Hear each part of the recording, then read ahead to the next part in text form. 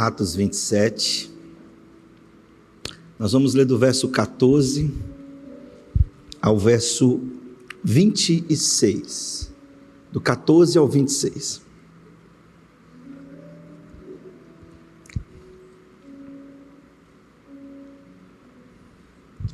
Amém? Encontrou aí? Atos 27, do 14 ao 26. Diz assim o Santo Livro: Entretanto, não muito depois, desencadeou-se do lado da ilha um tufão de vento chamado Euroaquilhão. E sendo o navio arrastado com violência, sem poder resistir ao vento, cessamos a manobra e nos fomos deixados levar. Passando sob a proteção de uma ilhota chamada Cauda, a custo conseguimos recolher o bote. E levantando este, usaram de todos os meios para cingir o navio, e temendo que dessem na Sirte, arriaram os aparelhos e foram ao léu. Açoitados severamente pela tormenta, no dia seguinte já aliviavam o navio. E ao terceiro dia nós mesmos, com as próprias mãos, lançamos ao mar as armações do navio. E não aparecendo havia já alguns dias nem sol nem estrelas, caindo sobre nós grande tempestade, dissipou-se afinal toda a esperança de salvamento. Havendo todos estado muito tempo sem comer, Paulo, pondo-se em pé no meio deles, disse: Senhores, na verdade era preciso terem me atendido e não partir de Creta, para evitar este dano e perda. Mas já agora vos aconselho, bom ânimo, porque nenhuma vida se perderá de entre vós, mas somente o navio. Porque essa mesma noite um anjo de Deus, de quem eu sou e a quem eu sirvo, esteve comigo, dizendo: Paulo, não temas, é preciso que compareças perante César, e eis que Deus, por sua graça, te deu todos quantos navegam contigo. Portanto, senhores, tende bom ânimo, pois eu confio em Deus que sucederá do modo por que me foi dito. Porém é necessário que vamos dar a uma ilha. Feche seus olhos, peça ao Senhor para falar com você, falar ao seu coração nessa noite, por intermédio da sua palavra. Pai Santo, muito obrigado pela igreja reunida de novo aqui, pelo teu povo aqui presente. Obrigado pelo cuidado do Senhor com essa igreja. Obrigado pelo santo livro, nos está sendo revelado pelo poder do Espírito Santo. Rogamos ao Senhor que nessa noite fales mais uma vez ao nosso coração, que o Senhor nos ensine, nos encoraje, nos fortaleça. Ó Deus, e sobretudo que o Senhor seja glorificado, entronizado e adorado neste lugar. Ó Pai, recebe toda a glória ao teu nome. Trabalha em nosso caráter e muda as disposições internas do nosso coração, nos fazendo e nos tornando semelhantes ao Senhor Jesus. Em nome de Jesus Cristo, Senhor, nós oramos. Amém e amém. Eu pretendo ser breve nessa mensagem. Deixa eu te falar uma coisa. Eu já preguei algumas vezes aqui sobre tempestade na igreja. E várias mensagens. Já preguei aquela passagem de Mateus 8. Jesus está dormindo e vem a tempestade, está dormindo no barco, a tempestade vem, os discípulos chamam ele vai e acalma o mar. Preguei a passagem de Mateus 14, Jesus vai para o monte para poder orar, e fala para os discípulos atravessar para o outro lado da margem, e de repente a tempestade vai no meio deles, e Jesus durante a quarta vigília da noite aparece, andando sobre as águas. Alguns textos, na verdade quase todos, ou praticamente todos os textos que tratam de tempestade, eu ministrei uma palavra aqui na igreja. E é interessante porque quando se fala de tempestade, a gente logo já traz a ideia de fato de um caos, um problema. E de fato, a tempestade é isso mesmo. A definição talvez mais clara para a tempestade ela é um fenômeno da natureza, uma fúria de vento e de chuva que tira do lugar e da ordem tudo que está em ordem. E é exatamente assim conosco. Na viagem, no dia a dia, aparece alguma coisa, uma fúria de alguma situação, de alguma circunstância, alguma notícia, alguma perda, e que de repente tira da ordem tudo que está em ordem, tira do funcionamento tudo que está funcionando perfeitamente.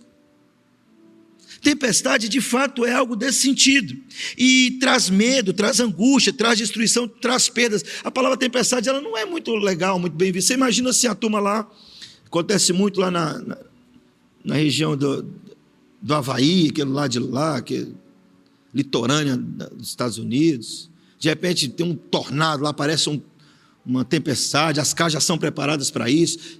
Sempre há perdas numa tempestade. Seja ela qualquer grau, sempre vai ter perdas, porque tempestade é, de fato, algo que começa a sacudir as estruturas em que estamos, balançar as estruturas em que estamos. E existem algumas tempestades, dependendo do nível dela, a estrutura humana, a estratégia humana, a força humana, ela não pode intervir, ela não pode controlar. Por exemplo, muitas pessoas, vamos abrir o leque, no período da pandemia que nós enfrentamos há uns anos atrás, tiveram suas vidas chacoalhadas, e foi algo que toda a estrutura humana não pôde. Eu me lembro daquele moço, um comediante, carequinha assim, bem branquinho, engraçado, Paulo Gustavo,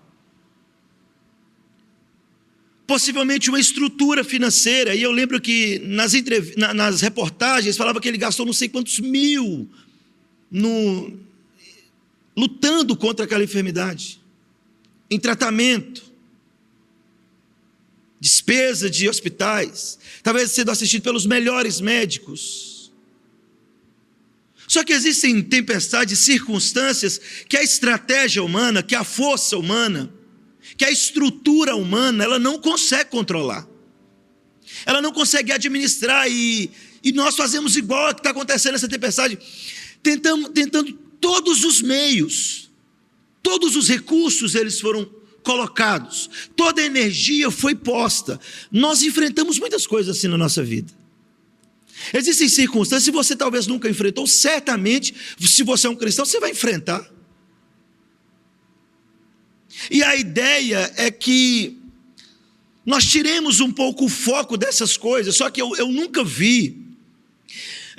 Nós estamos vivendo um tempo tão oportuno para pregar sobre tais coisas, talvez você não tenha percebido as ameaças que a igreja começou a sofrer indiretamente, algumas diretamente. Então, o que isso sinaliza para mim? Que tempos difíceis virão. Algumas tempestades, elas vêm sem mandar recado. Maceió é interessante. Quando eu cheguei em Maceió, eu achava muito estranho, porque lá em Minas, você percebe quando vai começando a mudar assim para chover. Aqui não. O sol está quente, de repente, cai uma chuva. Você não se prepara para ela.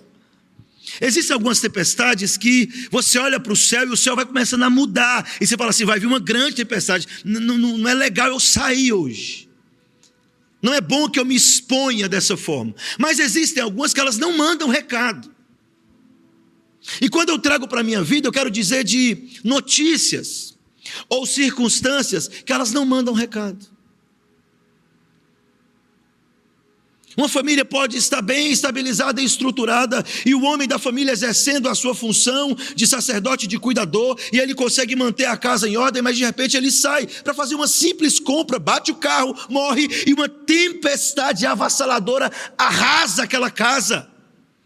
Eles não estavam preparados para isso. E eu quero compartilhar um pouco desse texto para você, para a gente falar um pouco sobre as tempestades que enfrentamos nessa viagem chamada vida. Você e eu bem sabe, sua mente já um tanto esclarecida sabe que nós somos chamados pela Bíblia de viajantes, peregrinos, forasteiros de uma terra distante. Estamos de passagem. Eu estava compartilhando esses dias, meu pai e minha mãe passou lá em casa esse final de semana, almoçou comigo no sábado. Eu aprendi uma coisa interessante com o ímpio. Isso marcou o meu coração. Preste atenção, os filhos. O ímpio. Eu olhando na internet, aqueles vídeos curtos da internet, e eu vi um trecho de um podcast, um ímpio virou para o outro e falou assim: quantas vezes você encontra o seu pai por ano? Ele disse assim: umas 5 vezes. Para muitos aqui, isso é incrível. Uau! 5 vezes por ano. Ele falou assim: quantos anos você acha que seu pai vai viver mais? Ele falou assim: uns 10 anos. Ele falou assim: então você só tem mais 50 encontros com seu pai. Em 10 anos você vai ter a capacidade de encontrar com seu pai 50 vezes. Ele disse: eu estou com meu pai internado, e eu não sei quanto tempo eu tenho com ele, mas eu me arrependo de ter encontrado com ele tão pouco no decorrer da vida. As mulas de Balaão continuam nos ensinando, irmão. Se você tem um pai, aproveite o seu tempo com ele. Pode ser que você só tenha mais 10 encontros com ele, porque você só encontra com ele uma vez por ano. Há aqueles insensíveis que dizem: mas é a vida, pastor. É verdade, não é o seu pai. Você entende isso? Nós não sabemos a hora que a tempestade virá. Nós não sabemos quando as circunstâncias vão mudar. Nós não sabemos quando é que a nossa vida vai ser chacoalhada. Mas é possível nós aprendermos verdades impressionantes aqui, a respeito de qualquer circunstância, qualquer que seja a dificuldade, a tempestade, os ventos adversos, contrários. Deixa eu te situar aqui ao texto. Depois de 2 anos preso em Cesareia e sendo julgado por Félix, por Festo e por Agripa, Paulo ele escreve uma carta e envia para César em Roma, porque ele queria ser julgado como cidadão romano. E então diz o evangelista Lucas, ele registrando isso aqui, que eles partem em viagem em direção à Itália. Vai Paulo, Lucas, o evangelista que escreve o livro, registra o relato, e Aristarco, e mais 276 passageiros, na sua grande maioria, tirando alguns da embarcação, presos, homens que possivelmente seriam sentenciados à morte, mas antes de morrerem, eles serviriam de espetáculo nas arenas para os romanos. Muitos deles iriam ser colocados nas arenas para serem dilacerados por feras, para serem mortos ao fio da espada por gladiadores. Paulo está no meio, inclusive Paulo é um desses passageiros que é um prisioneiro. Paulo então sai em direção a isso para poder ser julgado, para poder ter o seu julgamento como cidadão, requerendo então os seus direitos de cidadão romano, de também cidadão romano. Se você observar o registro de Lucas, eles estão em Cesareia, então é decidido ir para a Itália. Mas diz o texto que eles, com muita dificuldade, chegam a uma cidade chamada Bons Portos, verso 9. Verso 8 vai dizer assim: costeando-a penosamente, chegamos a um lugar chamado Bons Portos, perto do qual estava a cidade de Lazéia. Depois de muito tempo, verso 9, tendo se tornado a navegação perigosa e já passado o tempo do dia do jejum, admoestava-os Paulo. Olha o que ele está dizendo, verso 10: senhores, não vejo que a viagem, senhores, vejo que a viagem vai ser trabalhosa, com dano e muito prejuízo, não só da carga do navio, mas também da nossa vida. Paulo, em um determinado momento da viagem, chama os tripulantes, chama os responsáveis pela navegação, chama o centurião que estava acompanhando eles, como oficial da guarda, e fala o seguinte: senhores, eu estou vendo que a viagem vai ser muito danosa, vai ser perigosa para nós, vamos permanecer aqui, não vamos avançar, porque nós teremos perdas não só de materiais, mas do navio, mas também das nossas vidas. Talvez, preste atenção, irmão, nem tudo que você vai ver na Bíblia, meu filho, às vezes é uma circunstância normal, comum que está acontecendo. Ele olha e fala: irmãos, olha, não vai ser legal a gente ir. Às vezes vai ser o próprio Deus: ó, deixa eu dar um conselho para vocês aqui, e usa um homem de Deus. Às vezes são coisas simples demais. Você percebe que aquela circunstância que você vai entrar vai te causar problema, mas você fala: não, mas eu vou na fé, Deus vai na minha frente. É a ideia do tolo. A Bíblia fala: não tenta o ser o teu Deus. Não, pastor, vou passar na polícia ali, mas deixa o carro cheio mesmo, Deus vai cegar os policiais. Primeiro, você já está pecando. Segundo, tomara que Deus não seque, toma uma multa de pelo menos 2.000 contos para você aprender, porque o brasileiro só aprende no bolso. Então tem coisas que são claras, são evidentes que você vai entrar em problemas. Tem coisas que não. Tem coisas que as circunstâncias elas apresentam outra coisa. Mas preste atenção, preste muita atenção nessa primeira coisa que eu observo aqui. Eu ainda não entrei nas verdades em si, mas preste atenção, nota de rodapé. Acontece muito na nossa vida. Do verso 11 ao verso 13 fala o seguinte: mas o centurião dava mais crédito ao piloto e ao mestre do navio do que ao que Paulo dizia. Não sendo o porto próprio para invernar, a maioria deles era de opinião que partissem dali para ver se podia chegar a Fenícia e passar o inverno, visto ser um porto de Creta, o qual olhava para o nordeste e para o sudeste. Paulo se levanta e diz assim: pessoal, presta atenção, eu estou vendo que nós vamos ter problema na frente, a navegação vai ser perigosa, nós podemos ter perdas. E Paulo então aconselha esse povo, mas a primeira coisa que esse povo fez aqui é a mesma coisa do que eu e você muitas vezes fazemos na nossa vida. Na verdade, a gente é um pouquinho pior, porque a gente já foge do conselho do homem de Deus, porque a gente já sabe que o conselho dele vai ser contrário ao que eu quero. Você já fez isso, irmão? Eu sei, porque eu sou seu pastor.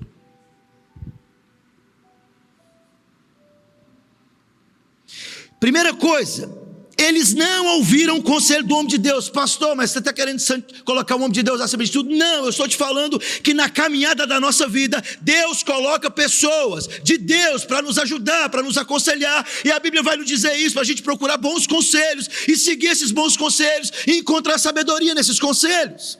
Paulo aconselha o povo, e eles ignoram o conselho. Eles preferiram ouvir os advogados do diabo. Acontece muito na igreja. Nada contra quem é advogado aí, viu? Dani, a turma aí. Dani, Alícia. Calma, não tem nada a ver com vocês. Escuta aqui.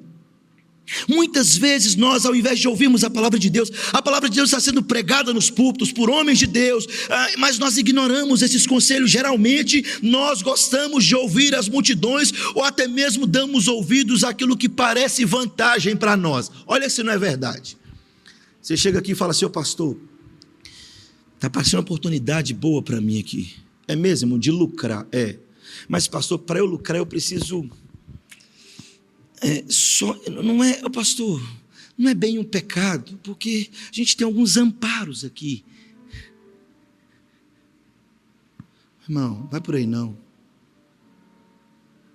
Não, mas dá para a gente fazer, porque no Brasil, pastor, a lei não funciona muito bem assim. A lei é injusta. Mas, irmão, não vai por aqui não. Isso pode causar um problema lá na frente. Aí você olha para a circunstância, fala, mas que é isso? É só benefício. Vê se não é assim, olha para você ver o verso aí, 11 e 12, aí fala assim, o verso 13, soprando brandamente o vento sul, e pensando eles ter alcançado o que desejavam, levantaram âncora e foram costeando mais de perto a ilha de Creta. Eles ignoraram o conselho de Deus, do homem de Deus. Olharam para a multidão falando, não, nós temos que ir, vamos embora. Não, pastor, todo mundo faz, não dá problema não. Não, no Brasil, isso aí dá algum problema? Não, não. É verdade, no Brasil tem muita coisa que não dá mesmo, não, irmão. Isso eu sei. Não, pastor. Aí a multidão fala, que isso, rapaz? Aconteceu um negócio interessante. Infelizmente eu vou ter que expor. Depois a gente edita, viu? Para não ferir o povo lá. É bom que eles conversem também. Nós compramos essa cadeira com a empresa. De fora. De Fortaleza. Irmão, pergunta a Vivi, meu sofrimento. Aí de repente chega a nota para nós. Nós cobramos a nota fiscal, a Vivi, pastor, eles mandaram a nota fiscal aqui, mas eles mandaram meia nota. Na minha cabeça, de pastores que você já conhece, na minha cabeça só vê assim, filho do cão. Porque eles falam assim, nós somos crentes, pastor, a gente faz para a igreja. Aí eu liguei para o irmão, querido, oi pastor, para as cadeiras chegar, gostamos, lindas, ótimo, excelente trabalho, mas você mandou meia nota. Pastor, mas é porque a gente geralmente manda, porque rapaz fica muito pesado, sabe como é que é o Brasil? Eu falei, meu irmão, eu não tenho compromisso nenhum com o Brasil. Não, eu sei, pastor, mas pastor, a gente está cansado de vender assim, para tantas igrejas, e ninguém deles cobra. Eu falei, meu irmão, pior, você está vendendo para um monte de igreja, onde os pastores são ímpios. Ou então você está enganando os pastores. Mas eu preciso da nota inteira. Aí desconcertou para lá. Aí ó, para você ver como é que perde bons negócios. Desconcertou para lá, desconcertou para cá. Aqui nós compramos 100 cadeiras, vamos comprar mais 100. Mas estou procurando outra empresa. Aí ele pegou e disse assim, ficou jogando para lá, não quis mais atender, aquele negócio todo, piorou o crente. Aí fomos procurar o que a gente podia fazer, liguei para um contador nosso, para a gente conhecer e tal, e falou assim, pastor, faz o seguinte, manda e-mail, registra tudo que vocês cobraram, que vocês ficaram em cima, e tal, registra tudo e guarda. A Bíblia foi, mandou tudo, registrou, guardamos. Aí um pastor aqui, pastor Pedro, Igreja de Coinonia, que, eu acho que eles não iam comprar só 100, parece, devia ser umas 2.000 cadeiras. Pastor, a gente viu as cadeiras aí, o Júnior falou comigo, com as cadeiras, eu falei assim, rapaz, eu tenho um contador, mas deixa eu te falar um negócio, vocês não vão querer comprar aqueles não. É por quê, pastor? Rapaz, eles dão meia nota. Aí o Júnior, que é um dos pastores auxiliares, ele falou assim, não, pastor, nós não queremos isso não. Eu falei, pois é, não entra nisso não, é pecado. Nós não queremos saber não, nós estamos brigando até hoje com eles. Aquele que era só 100 podia ter virado quantas mil a mais, se eles trabalhassem com integridade, com fidelidade. O que está acontecendo aqui? Nós muitas vezes olhamos para os benefícios. Nós muitas vezes olhamos igual exatamente esse povo está olhando aqui, olharam e falaram assim, não, o mar está sopando brandamente, Paulo está ficando doido. Não, essa palavra, não, isso é coisa de crente. Não, pastor, mas você ainda é pior, que você nem vem para falar comigo, você já sabe que a minha opinião é contrária à sua. Então você já faz escondido lá mesmo. Só na hora que pega fogo, que explode, aí você me chama para poder ir lá apagar o incêndio.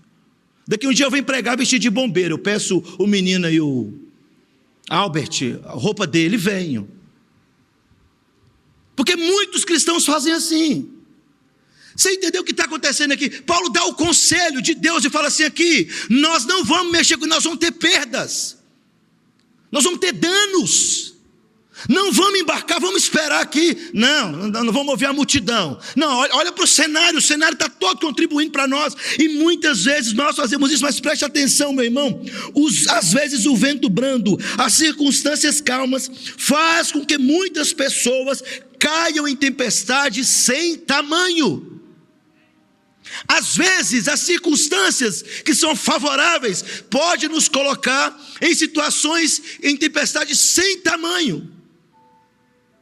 Por isso que nós obedecemos a um livro que não pode errar, e não ao conselho humano, ou às circunstâncias, ou o que os meus olhos veem, o cenário. Nós ouvimos a voz de Deus, nós caminhamos por fé, e não por vista. Não é porque é benefício para mim, que é de Deus. Eu preciso saber se é obediência à palavra de Deus. Eu preciso saber se não fere a Escritura. Eu preciso saber se não fere a santidade de Deus. Aí sim é para mim. É isso que Paulo está me ensinando. Que a minha ótica de avaliação em uma circunstância não são os benefícios ou o cenário favorável, mas a ótica de visão minha, o meu campo de visão deve estar focado nas Escrituras, e eu saber, será que é de Deus ou não? A primeira pergunta para mim e para você, antes de entrarmos nessa situação é: isso ofende a Deus ou não? Isso é contra a palavra de Deus ou não? Ah, pastor, nem sim, nem não. Fica assim, em cima do muro. Já te contaram os antigos que o muro é do diabo? Nem para lá, nem para cá, pastor. Eu só quero dizer o seguinte, como diz o filósofo do Brasil: deixa a vida me levar, a vida leva eu para lá, para cá.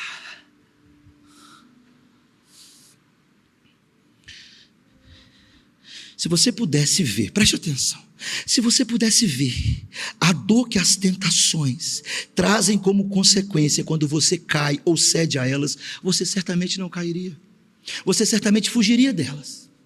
Se você pudesse ver, meu irmão, a escravidão e o opróbrio que um viciado vive, o sofrimento da família de um viciado, você certamente passaria longe, jamais experimentaria tal coisa.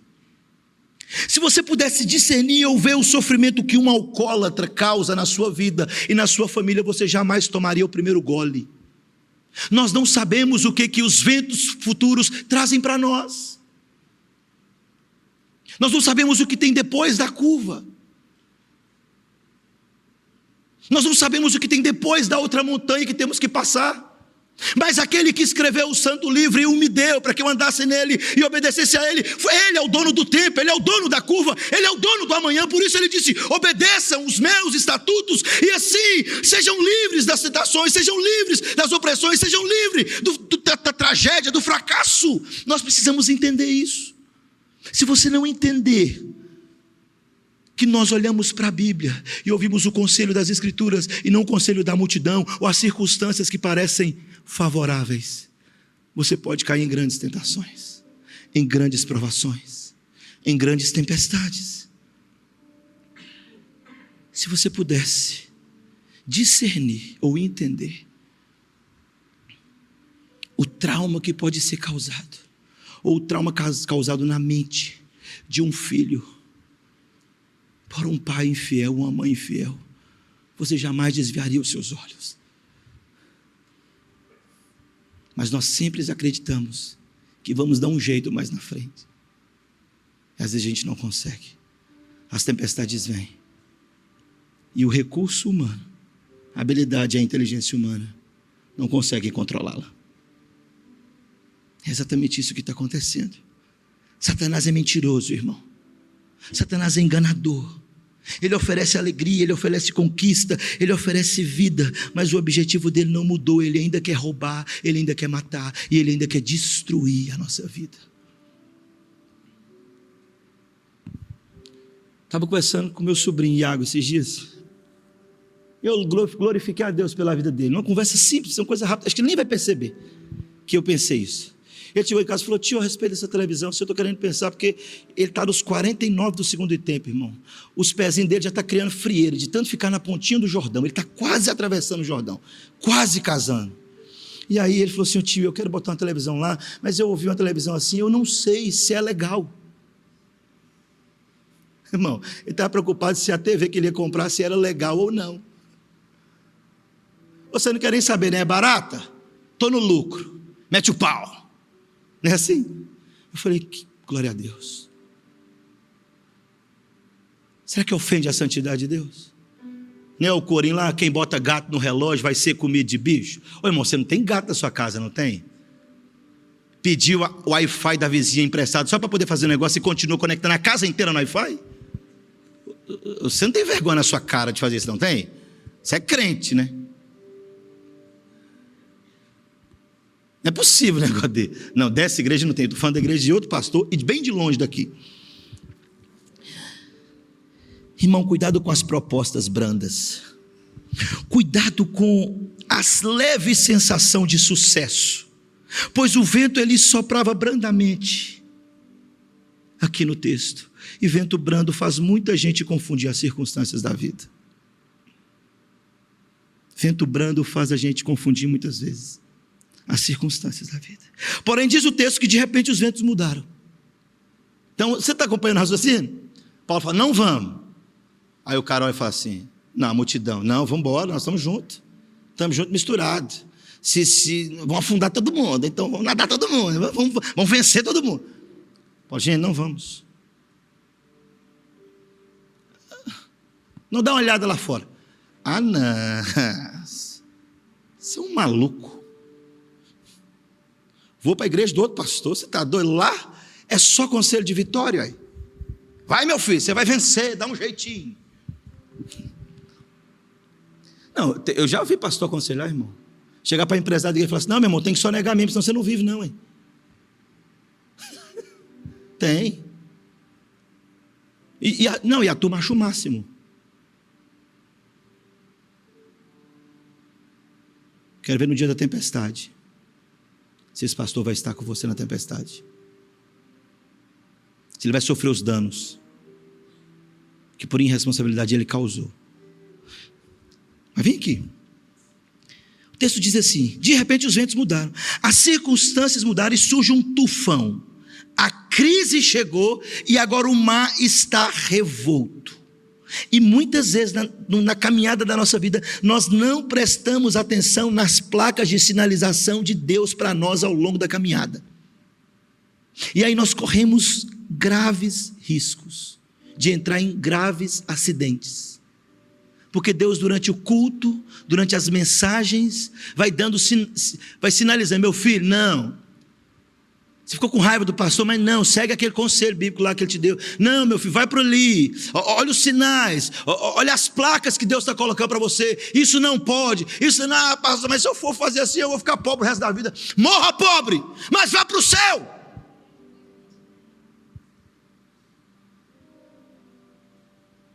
Vá para o céu. Seja salvo. Seja santo.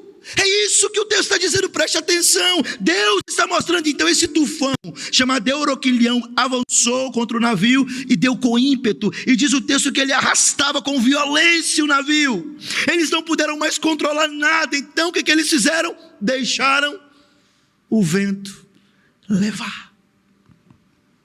Depois de tentar tudo, eles deixaram ser levados. Olha aí o verso 15 para você ver. E tendo o navio sendo arrastado com violência, sem poder resistir o vento, cessamos a manobra e nos fomos deixando levar.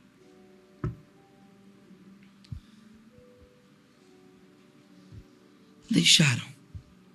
Existem circunstâncias da nossa vida que você tenta todas as manobras possíveis, mas você não consegue controlar, porque a circunstância é maior que sua força. Não tem jeito de controlar, irmão. Existem tempestades que não tem como controlar, é fato.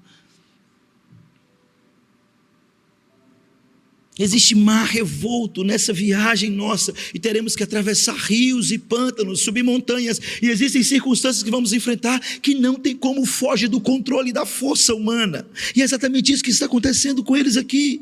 E talvez você está assim, exatamente como esse povo, sendo açoitado severamente pela tempestade. Ou talvez não, e louvado seja Deus que não, mas se não, certamente você enfrentará dias difíceis pela frente, porque isso faz parte da caminhada, isso faz parte da viagem chamada vida. Se nós não enfrentamos agora, enfrentaremos mais à frente, e você precisa saber o que a palavra de Deus nos diz, e como devemos nos portar quando elas chegarem. É fato que o conselho de Deus e da palavra de Deus evita com que a gente entre em grandes problemas.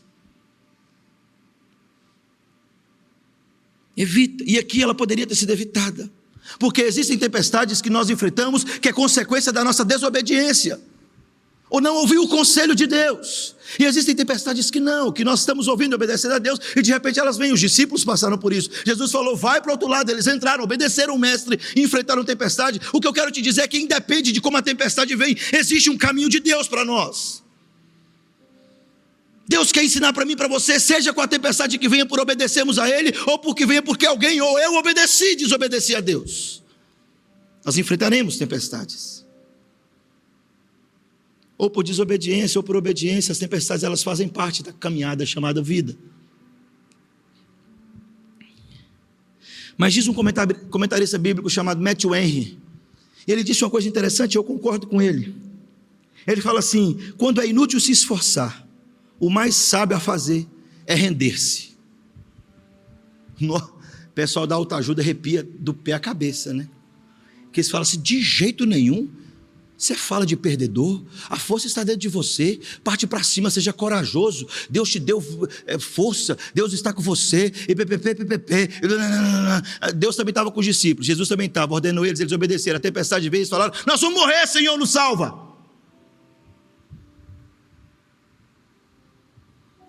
Mas às vezes existem circunstâncias que quando é inútil se esforçar, o mais sábio de fato fazer é render-se. É exatamente isso que eles fazem aqui. Eles não tinham mais o que fazer, todas as manobras já tinham sido feitas, tudo que precisava ser feito, eles já fizeram. E talvez você enfrenta coisas assim, pastor, tudo que eu podia fazer, eu já fiz. E aquilo que você não pode fazer, meu irmão, só um pode fazer. A irmã Cassiane ensinou isso para nós. Ela disse, quem é o homem que teve o poder de andar sobre o mar? Não é assim? Cadê? Tem um pentecostal na igreja, não, irmão? Para saber a irmã Cassiane? Quem é ele que pode fazer o mar se calar? Mas como que isso acontece na vida do cristão? O texto vai dizer assim, e dissipou-se toda a esperança de salvamento. O que é isso? Aos olhos deles, não existia mais nenhuma possibilidade deles chegarem a salvo. Dissipou-se, foi embora, acabou. É como a fumaça vem, quando ela entra ela some no ar. Dissipou, acabou, não tem mais. Essa é a ideia de dissipou, toda a esperança. Foi embora. E agora eu quero analisar com você então. Para você que é cristão. Essas três aqui são verdades absolutas para você, igreja. Pastor, eu estou aqui, mas eu não sou cristão, não. Pois é, eu não sei se para você serve isso, mas pode servir para você hoje. Se você reconhecer o Senhor como o único Salvador da sua vida hoje, essas verdades também são sobre você. Escute isso. Primeira verdade. Até mesmo nos piores dias da nossa vida, você nunca estará só. Essa é a primeira verdade, absoluta. Verso 23. Porque esta mesma noite, Paulo está dizendo, um anjo de Deus, de quem eu sou e a quem eu sirvo, esteve comigo. Que noite é essa? Olha o verso 20. E não aparecendo havia já alguns dias, nem sol, nem estrelas. Caindo sobre nós grande tempestade, dissipou-se afinal toda a esperança de salvamento. Primeira verdade, essa mesma noite, Paulo está dizendo, gente, no meio desse caos, no meio desse turbilhão, no meio dessa tempestade, a minha família, pastor, ela se deteriorou toda, desestruturou toda. Pastor, a minha vida virou de pernas para o ar.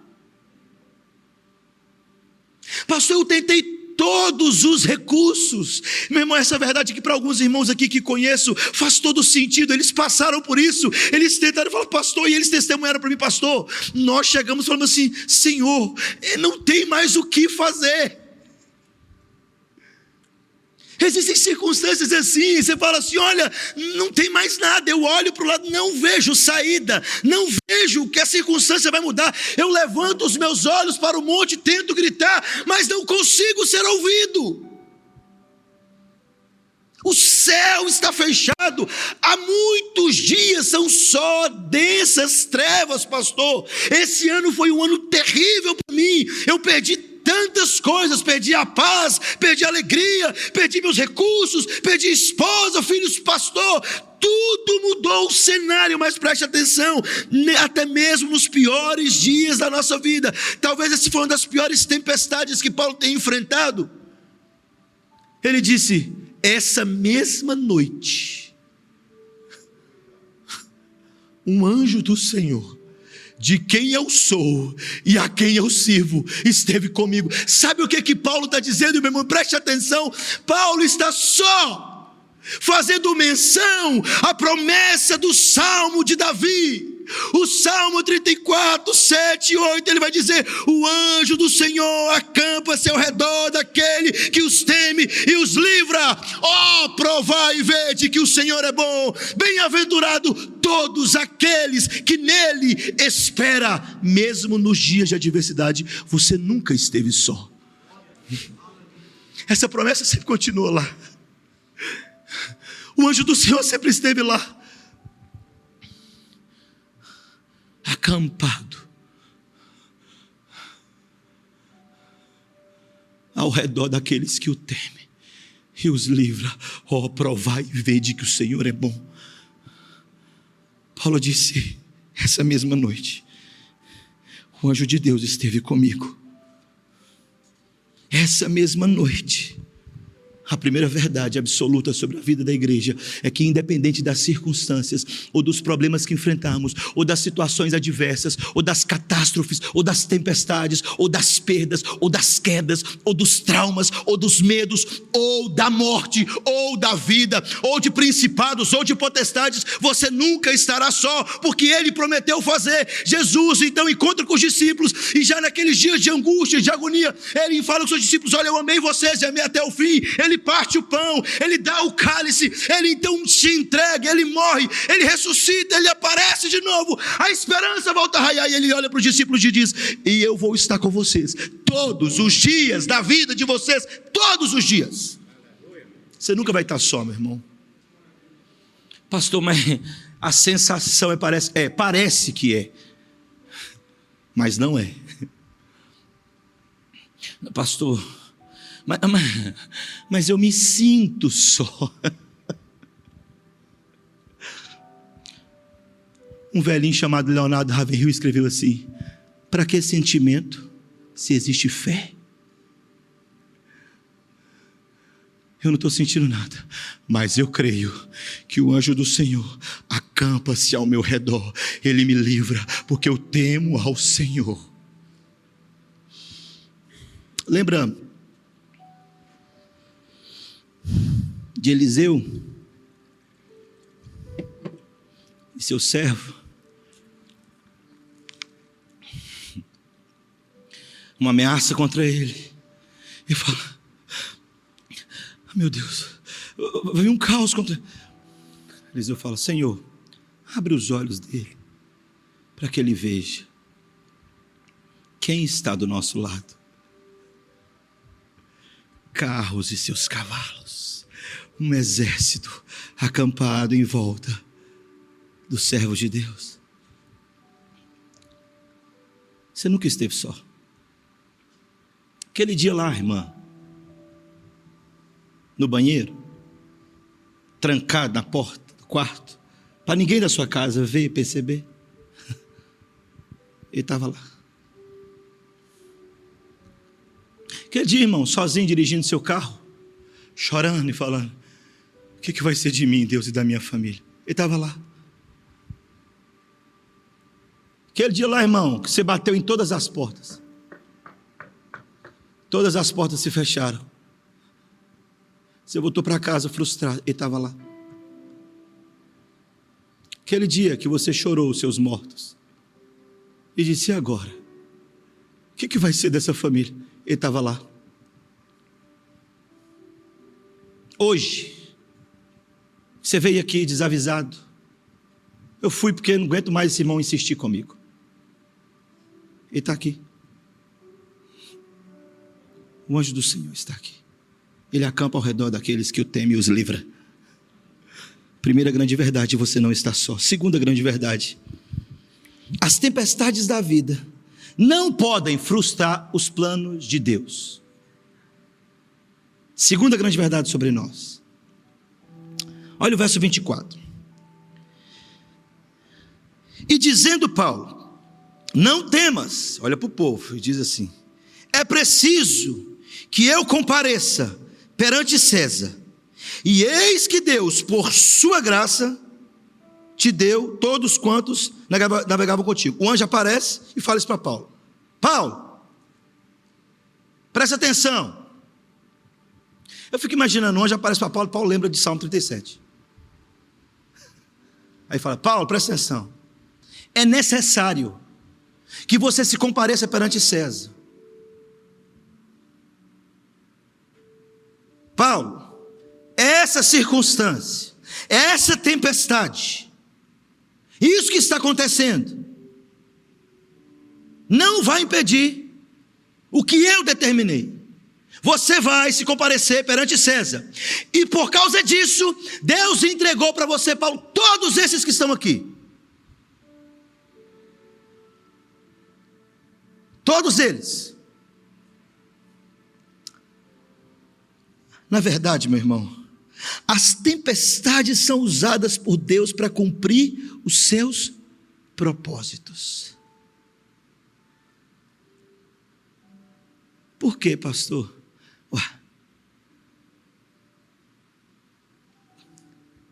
Ele tem um controle do universo na palma da sua mão. Eu fui comprar um presente para uma ovelha minha. Passei na Cacau Show, comprei um chocolate para ela. Aí, o nome do chocolate é o Dedo de Deus. Aí eu falei com a moça assim: você acha mesmo que o dedo de Deus é desse tamanhozinho? Aí a moça olhou, eu falei assim: um Deus que pode sustentar o universo na palma das suas mãos vai ter um dedinho de chocolate? Aí ela: claro que não. Eu falei: muito bem,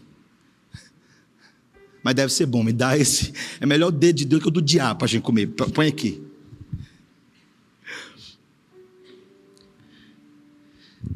Eu quero que você entenda que existem tempestades na nossa vida que vêm pelo fato de nós obedecermos. Outras por desobedecermos. Semeia vento, colhe tempestade. É uma lei natural.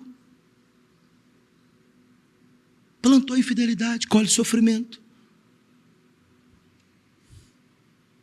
Plantou mentira, vai colher um engano, fruto da mentira. Mas as tempestades vêm, independente se por obediência ou desobediência, elas fazem parte da caminhada. Mas o anjo está falando para Paulo assim: Paulo, o plano de Deus não vai ser frustrado por causa da desobediência dos outros. Aonde eu quero que você esteja e aonde você deve estar, não vai mudar por causa da desobediência dos outros. Mas é muito importante você entender por que Deus usa as tempestades. Já parou para pensar nisso? Não era muito melhor que Deus nos ensinasse sem as tempestades? O pastor precisa sofrer para aprender? Pois é, ué. A Bíblia fala que o sábio aprende com o erro do tolo, o tolo só com o seu próprio erro. Pois é, irmão, você tinha que falar isso para você, igual eu falo para mim. Aprende com o erro do tolo. Mas nós insistimos em fazer. Por que Deus usa as tempestades? Já parou para pensar? Por que Deus usa os tempos difíceis? Por que Deus às vezes nos submete a sofrimento e adversidade? Pastor, o que é isso? Deus querendo que a gente sofra? Irmão, tempestade é sofrimento, é perda. Bom, a menos que você acredite que quem dá a ordem para as forças da natureza é o diabo e não Deus. Aí você está falando que o diabo então que controla o universo e não Deus. Mas a profecia de Isaías fala que ele é Deus, e ele cria o bem e ele cria o mal, e o mal ali são as catástrofes, não é o mal moral. Por que Deus então usa as tempestades? Sabe por quê? Primeira coisa, porque as tempestades revelam a nossa incapacidade. Você já viu como é que a gente fica quando a gente sabe que a gente é capaz? A gente acha que nós somos os caras. A gente aprendeu isso. E a gente ensina isso para os meninos também, mas tem que ensinar mesmo para os meninos, filho, PC1, vai lá que você é homem. Não é assim? Aí o menino morre de medo de ir no escuro. Vai que você é homem, rapaz. Aí ele pega e sai correndo, né? Achando que tem alguém atrás dele. A gente vai ensinar isso, é verdade, tem que ser um menino ser homem mesmo, irmão. Mas as tempestades, elas revelam nossa incapacidade. A primeira coisa que acontece é isso. No meio de uma situação adversa, a gente fala assim, não tem condição de fazer isso. Segundo, as tempestades revelam nossa limitação. E aí você pensa que talvez, não pastor, mas quem tem uma condição ou dinheiro, ele consegue fazer muito mais coisa. Eu duvido. Duvido. Basta ter uma alteração numa célula dele. Foi embora a capacidade dele. Já pensou na fragilidade do homem, irmão? Já pensou quando a Bíblia diz assim, Ele olha para vocês, Ele olha para nós aqui na terra e nos vê como um grãozinho de areia, um pozinho, como gafanhotos. A fraqueza do homem. As tempestades começam a revelar a nossa incapacidade, a nossa limitação. O terceiro, revela a nossa fraqueza. O quão fraco nós somos. Não precisa de muita coisa, irmão. É só mudar o diagnóstico do seu exame. Não precisa muito. Uma alteraçãozinha no diagnóstico. Põe o grandalhão de joelhos. Põe os mais poderosos de joelhos. Põe os autossuficientes de joelhos. As tempestades revelam nossa fraqueza. Mas por último, as tempestades revelam a nossa dependência.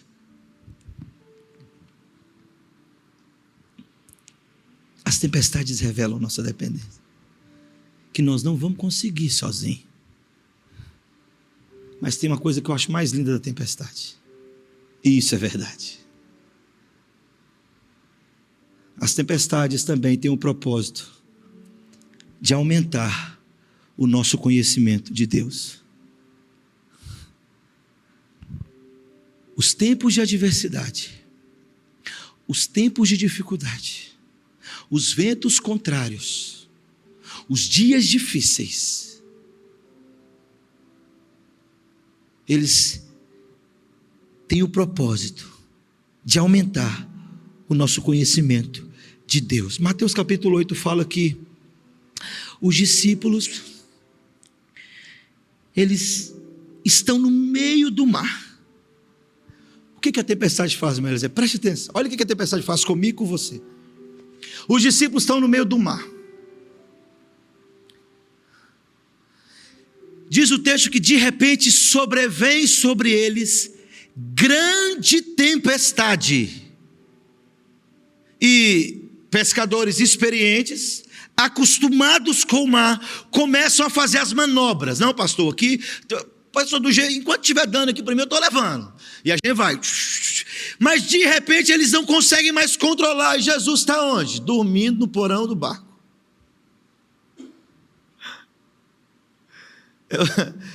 Conjecturando, irmão. Tá bom? Colossenses vai dizer que Ele é o Criador de todas as coisas. Ele é o sustentador do universo. Eu fico imaginando Jesus dormindo em sonho e falando assim, vou mandar uma tempestade aqui para me ensinar para os discípulos, para revelar para eles quem eu sou. Tempestade vem. E eles começam a ficar desesperados. De repente eles vão até o porão e falam, mestre, acorda, o senhor não se preocupa conosco? Não é assim que você fala muitas vezes no meio da tempestade? O senhor não está se importando comigo? O senhor não está vendo o que ele está fazendo? O senhor não está vendo o que ela está fazendo? O senhor não está vendo que eu estou sendo fiel? O senhor não está vendo que eu estou andando com o senhor? O senhor não está vendo que eu sou um servo fiel à igreja e à causa do Senhor, e fiel ao Senhor, e fiel à minha família? O senhor não se preocupa porque eu estou perecendo? Porque essa tempestade está me assolando, olha as perdas que eu estou tendo. Os discípulos vão lá e acordam Jesus e falam: mestre, o Senhor não se importa conosco, não se importa que pereçamos. Jesus levanta e fala: homens de pequena fé. Eu fico imaginando Jesus levantando: homem, irmão, abre a boca, boceja, limpa o rosto, passa a mão assim na barba, sobe, o ventão, e ele: aquieta. Mas o que as tempestades revelam? Os discípulos me mostram. Eles olham um para o outro e dizem: quem é este que até os ventos e o mar lhe obedecem? As tempestades, elas aumentam o meu conhecimento de Deus. Quem é este? Quem é esse Jesus a quem eu sirvo? Que o estalar de dedos, tudo volta para o normal, tudo volta para o lugar. As tempestades e as tragédias da vida revelam um conhecimento maior de Deus que talvez, meu irmão, eu e você ignoremos. Lembra de Jó? Irmão, um homem justo e íntegro se desviava do mal. Chega em casa, os 10 filhos morrem. Puf. Foi no campo, as ovelhas tudo, os boi tudo. Tenta dar um jeito, ver se alguma praga. De repente a sua enfermidade, sua saúde. Diz o texto que cheirava mal, as úlceras em Jó. Ele pega casco de telha e raspa as úlceras.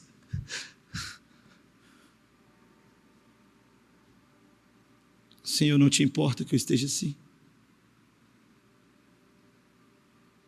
O que Jó fez, irmão? Muito menos que eu e você fazemos para merecer. Passa o tempo, Jó conversa com Deus, Deus conversa com Jó. Lá no final, Jó mostra por quê.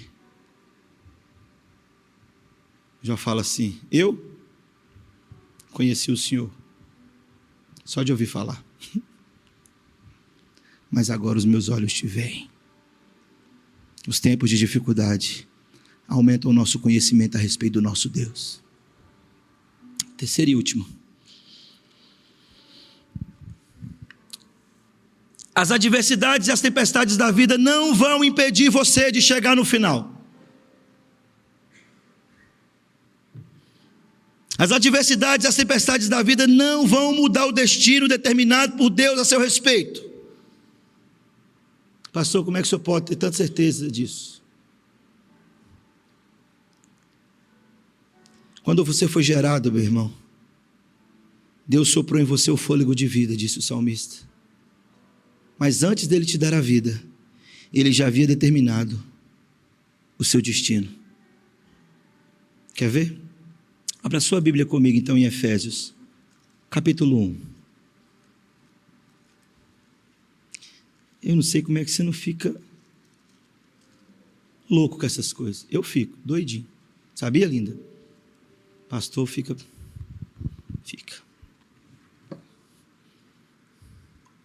Sabe o que eu falo quando eu estou na sala estudando essas coisas, lindinho? Vou te explicar.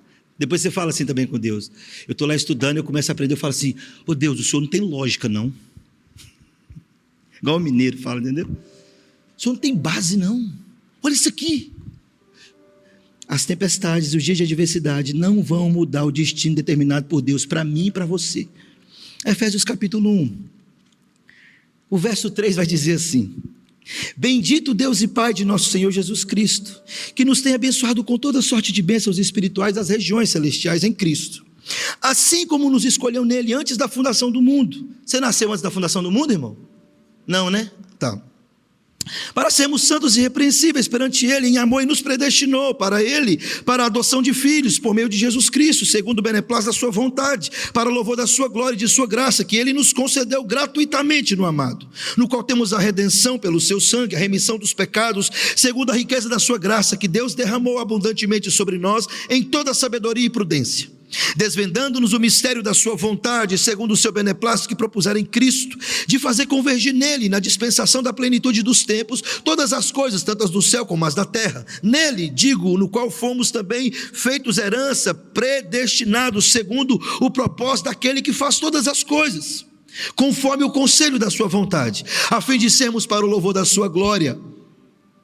Nós, os que de antemão esperamos em Cristo, em quem também vós, depois que ouvistes a palavra da verdade, o evangelho da vossa salvação, e tendo nele também crido, fostes selados com o Espírito Santo da promessa, o qual é o penhor da nossa herança, até o resgate da sua propriedade, em louvor da sua glória. Preste atenção, o que Paulo está descrevendo aqui é simplesmente o final nosso.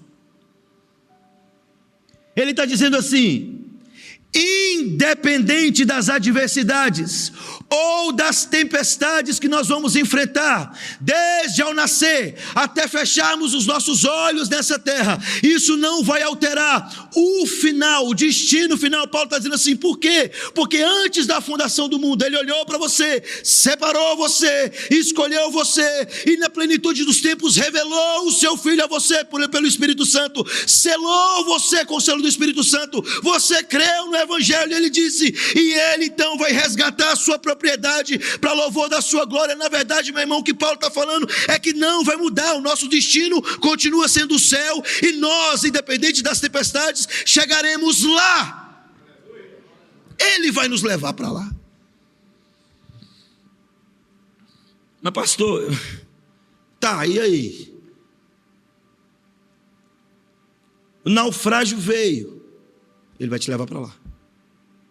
Não, pastor, nós perdi tudo. Eu vou acabar com minha vida. Ele vai te levar para lá. Não altera o propósito de Deus, o final de Deus. Preste atenção, querido. A Bíblia vai dizer que aquele que começou a boa obra é fiel e justo para concluí-la. Nenhuma tempestade que enfrentarmos na nossa vida, nada vai nos impedir de chegar ao céu. Nada vai impedir o povo dele de ser resgatado por Ele. Ele disse, vocês estão nas minhas mãos, ninguém pode arrebatar vocês das minhas mãos. Eu sou o dono da vida de vocês, ninguém pode arrancá-los das minhas mãos. Eu controlo o universo, eu controlo as forças da natureza, eu controlo a vida de vocês. Os dias de vocês foram escritos e determinados por mim, quando nenhum deles ainda era, e eu vou trazer de volta, eu vou fazer com que vocês voltem para casa, e eu vou estar lá com vocês. Ele prometeu que nós chegaríamos lá, meu irmão. Ele prometeu para nós, e a Bíblia diz, não, Ele não é homem para mentir, e nem filho do homem para se equivocar, e falar, eu esqueci, não, a Alicia não, esqueci da Alicia, não, Ele determinou antes da fundação do mundo, e disse, com tempestade, ou sem tempestade, com adversidade, ou sem adversidade, em meio à morte, em meio à vida, em meio a tribulações, em meio à angústia, em meio à fome, em meio à nudez, perigo, espada, qualquer coisa, nada vai afastá-la das minhas mãos. Ela é minha. É isso que Deus está falando para nós. As tempestades não mudam o curso, o final da história, porque o final da história foi escrita e determinada por Ele, e Ele conduz as tempestades de maneira que Ele se revela a mim. Ele conduz as tempestades e diz, para que vocês estão tendo medo? E se por acaso parecer que Ele não está no barco, dá uma olhada para frente e veja quem vem andando sobre as águas, no meio da tempestade. Esse é Jesus.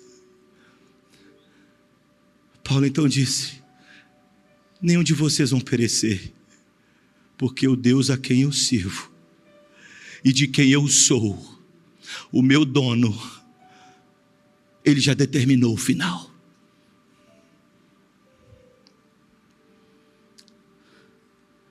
Tem gente que ainda acha que pode fazer isso. Mudar o final. Você é bom mesmo, hein? Como diz os meninos, você é o bichão. Não é assim que só? Corta essa parte, né? Não, meu filho. Ele disse assim: eu sou o primeiro e o último. Eu sou o alfa e o ômega. Eu sou o princípio. Eu sou o fim. Será que a gente não pode cantar? Caminhando eu vou para Canaã. Caminhando eu vou para Canaã. Caminhando eu vou para Canaã. Glória a Deus, caminhando eu vou para Canaã. É assim? Aí tem a parte herege da música. Você não vai, não me impeça aí.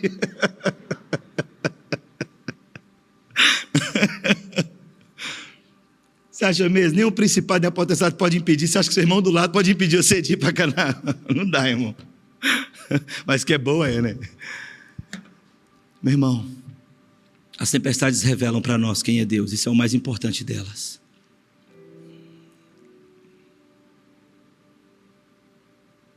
Você precisa conhecer quem é Jesus.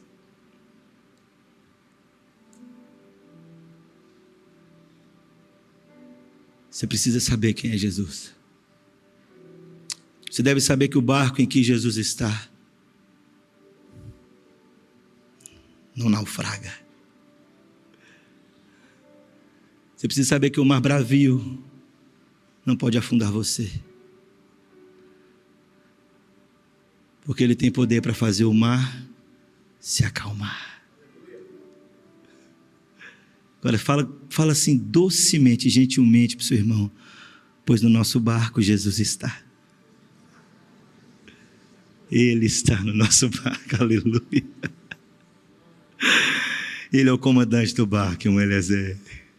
Imagina nossos barquinhos chegando tudo lá, encostando assim.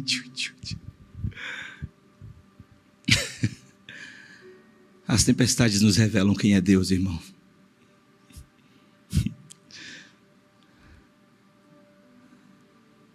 Com perdas ou com ganhos,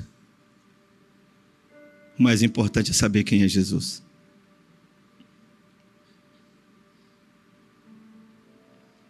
Pastor, eu enfrentei algo e perdi todos os recursos que construí a vida inteira.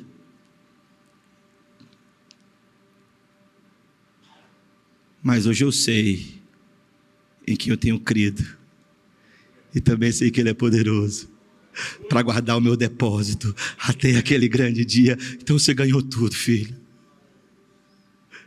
Você recebeu tudo. Jesus é tudo. As tempestades não são nada. Jesus é tudo.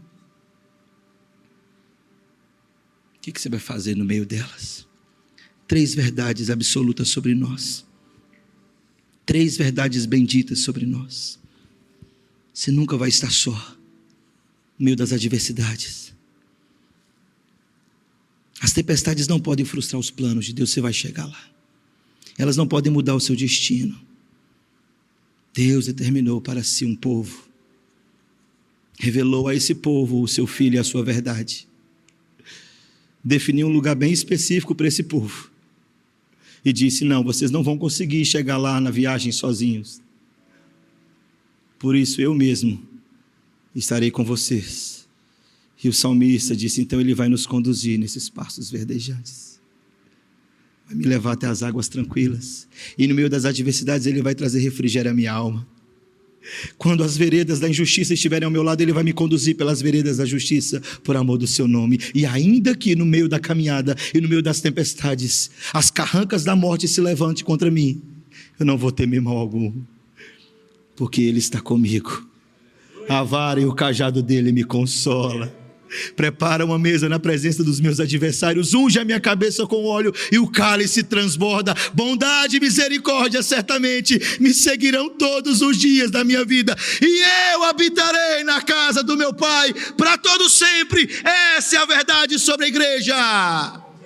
Essa é a verdade sobre nós, meu irmão. Essa é a verdade sobre a sua casa, sobre a sua vida, sobre os seus filhos. Não tenha medo. Essa é a verdade sobre nós, imutável, decretada. O martelo está batido.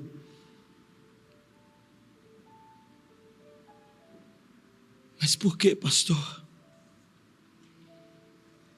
Ele disse: olha,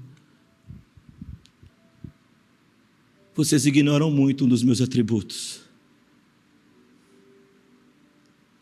Eu disse que eu seria o Deus Emanuel.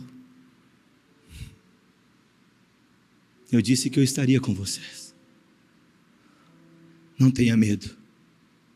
Um menino vos nasceu, diz o profeta. Um filho se vos deu. O governo está sobre os seus ombros. E o seu nome é Maravilhoso Conselheiro, Deus Forte, Pai da Eternidade, Príncipe da Paz, o Deus da igreja, o nosso Deus. Amém.